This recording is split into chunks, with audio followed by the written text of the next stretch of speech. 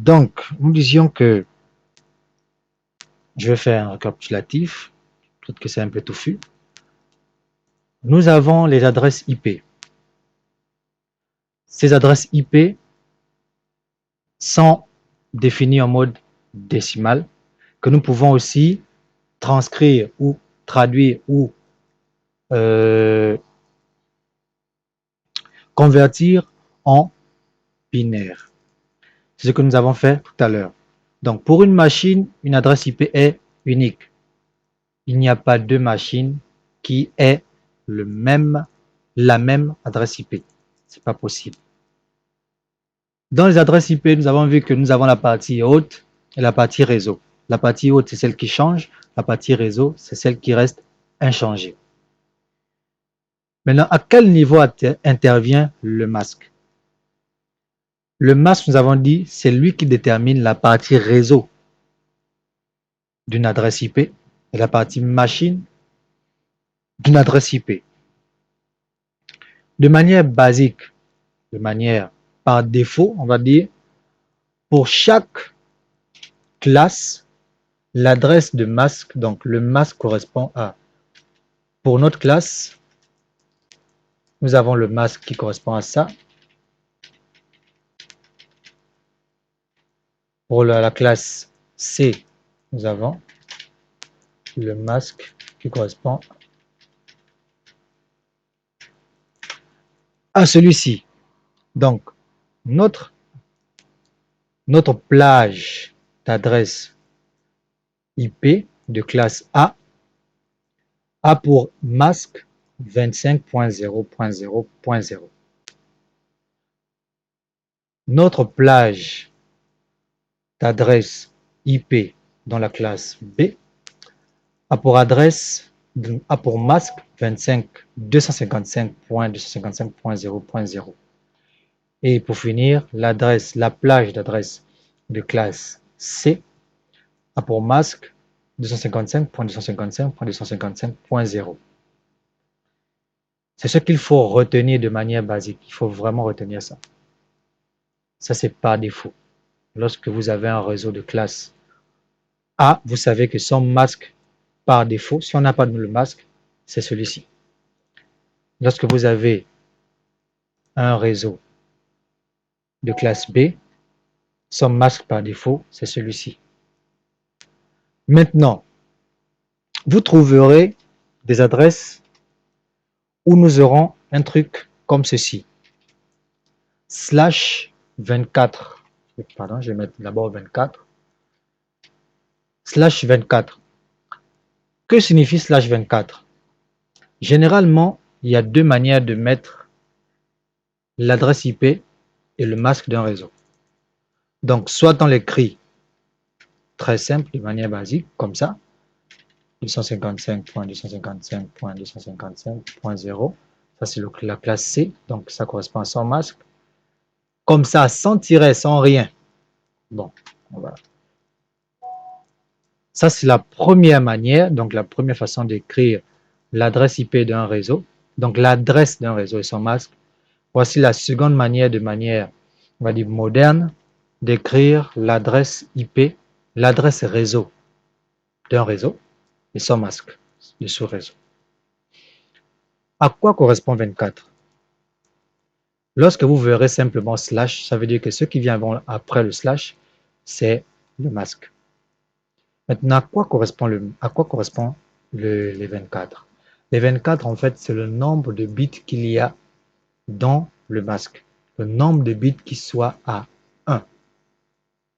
Nous avons dit tout à l'heure que pour un octet, on a 4 bits. On a 8 bits, pardon.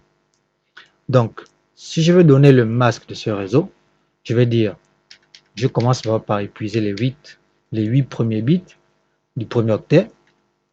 Ça fait 8 bits. J'ai bien compté. Non, il manque 1. Ça fait 8 bits. Je poursuis. Il me reste combien? 24 moins 8, il me reste 16. Donc, j'épuise encore 8. Donc, dans 16, j'épuise encore 8. Il va me rester 8. Donc, je mets les 8 ici. Donc, 4, 8, voilà. Je n'ai plus, parce que tout ceci, ça fait 24, je n'ai plus, et le reste, je complète par des zéros. Il me reste combien d'octets? Il me reste un octet, donc je mets tout l'octet à 0. Voilà, voici comment j'ai pu retrouver le masque de sous-réseau de mon adresse réseau. Maintenant, là, c'est écrit en binaire. Je vais le convertir en décimal. Donc, lorsqu'on a 8 bits, il faut savoir simplement que c'est 255. Lorsque l'octet est rempli de bits à 1, c'est 255, sans réfléchir. Donc, ici, 255.255.255.0. Parce que ici, ça correspond à 0. Donc, nous retrouvons encore notre masque qui est ici.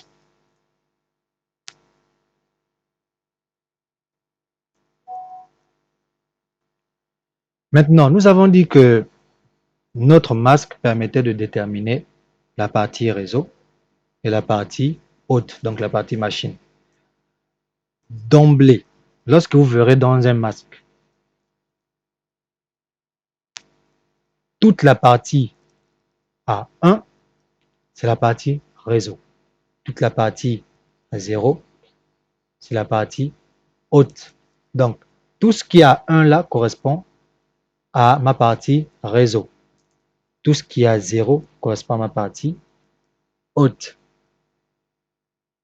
Donc, pareil, lorsque j'ai 3 octets qui sont occupés par le réseau, 3 octets qui sont occupés par le réseau, d'emblée, je suis dans une classe C.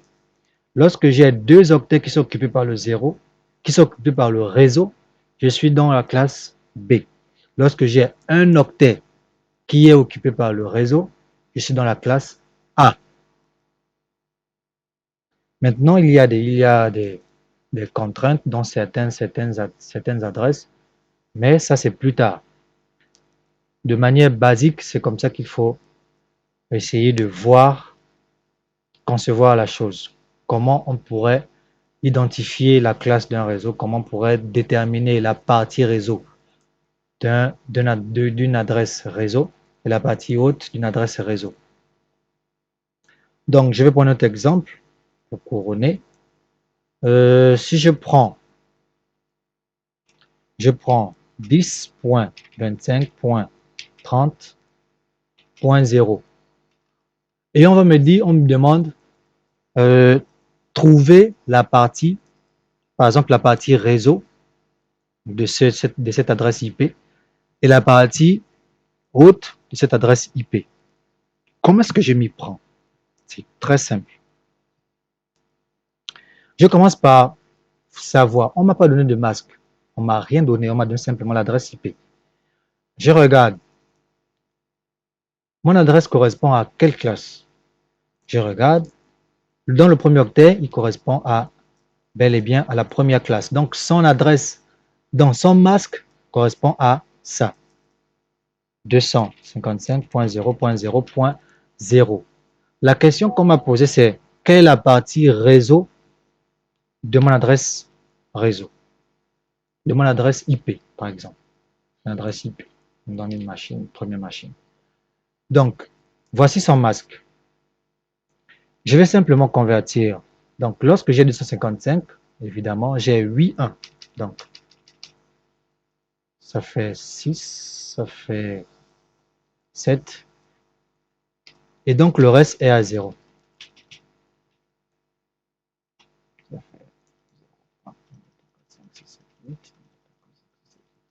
Donc, voici mon masque que j'ai mis en binaire.